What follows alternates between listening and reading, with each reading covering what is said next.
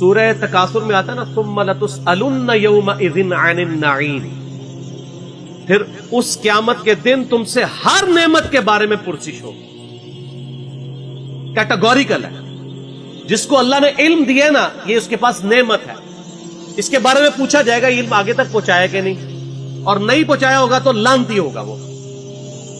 یہ آیت ہے سورہ بقرہ کی، میں نے اس پیپر کے اوپر لکھی سٹارٹ میں 159 اور 160. ان الذین یکتمون ما انزلنا من البینات والہدی، بے شک وہ لوگ جو چھپا لیتے ہیں ان روشن اور ہدایت کی چیزوں میں سے جن کو ہم نے لوگوں کی ہدایت کے لیے اپنی کتاب میں بیان کیا، ایسے لوگوں پر اللہ کی لعنت ہے اور تمام لعنت کرنے والوں کی لعنت ہے. الا الذین تابوا واصلحوا، سوائے ان لوگوں کے جو توبہ کر لیں، اپنی اصلاح کر لیں، وبینوا، اور اصلاح پہ اکتفا نہیں بلکہ وہ لوگوں کو بتا بھی دیں جو کچھ چھپایا تھا. فاولئک اتوب علیہم وانا التواب الرحیم، تو ایسوں کی توبہ اللہ قبول کرے گا اور اللہ تعالیٰ بخشنے والا مہربان ہے. اس کو سپورٹیو ایک حدیث میں نے لکھی ہے، ترمذی میں، سنن نبی داؤد میں، سنن ابن ماجہ میں ہے کہ نبی علیہ السلام نے فرمایا جس شخص سے علم کی بات پوچھی گئی اور وہ اسے معلوم تھی اور اس کے باوجود اس نے چھپا لی، تو ایسے لوگوں قیامت والے دن آگ کی لگام دی. یہ بڑا کریٹیکل ایشو ہے. علم اللہ کی نعمت ہے آپ کے پاس، اس کی قدر کے لوگوں کو صحیح بات بتائیں تو پوچھا جائے گا. سورہ الاحزاب کی آیت نمبر 57 کیا ہے؟ آیت درود سے اگلی، ان الذین یؤذون اللہ ورسولہ لعنہم اللہ فی الدنیا والآخرہ واعد لهم عذابا مہینا، بے شک جو لوگ اللہ اور اس کے رسول کو تکلیف دیتے ہیں ان کی زندگی میں بھی اور زندگی کے بعد، موت کے بعد بھی ان پر اللہ کی لعنت ہے، اور اللہ تعالیٰ نے ان کے لیے ذلیل و خوار کر دینے والا عذاب تیار کر رکھا ہے.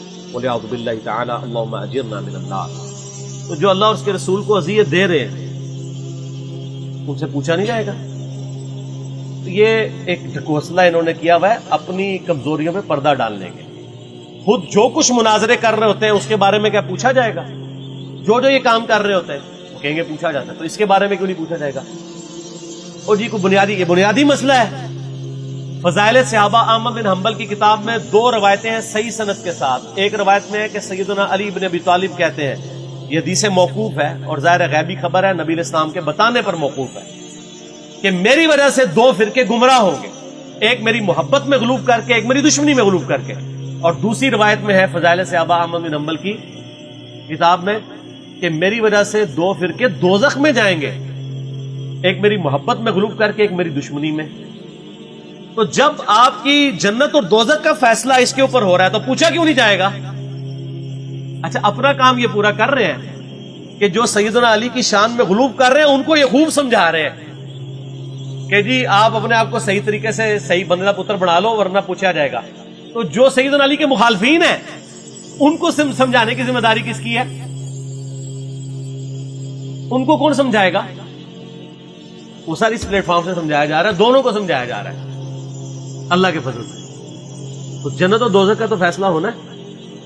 پھر جو صحیح مسلم کی حدیث ہے 240 انٹرنیشنل نمبر کے مطابق، علی سے محبت نہیں رکھے گا مگر مؤمن، علی سے بغض نہیں رکھے گا مگر منافق. تو آپ کے ایمان کا لٹمس ٹیسٹ ہی جو ہے وہ محبت علی ہے. تو جنت اور دوزخ کا فیصلہ اس کے اوپر نہیں ہونا.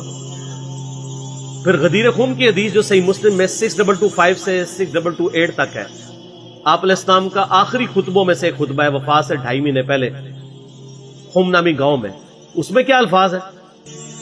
اے لوگوں آگاہ ہو جاؤ، میں بھی ایک انسان ہوں، قریب ہے کہ اللہ کا قاصد یعنی موت کا فرشتہ میرے پاس آئے اور میں اس کی دعوت قبول کر لوں. میں اپنے بعد تم میں 2 بھاری چیزیں چھوڑ کے جا رہا ہوں. ان میں سے پہلی چیز اللہ کی کتاب ہے، اس میں ہدایت ہے، اس میں نور ہے. تم اللہ کی کتاب کو پکڑو، اپنا تعلق اس کے ساتھ مضبوط کرو. اللہ کی کتاب اللہ کی رسی ہے، جو اسے پکڑے گا ہدایت پہ ہوگا، جو چھوڑ دے گا گمراہ ہو جائے گا. اور دوسری بھاری چیز میرے اہل بیت ہے.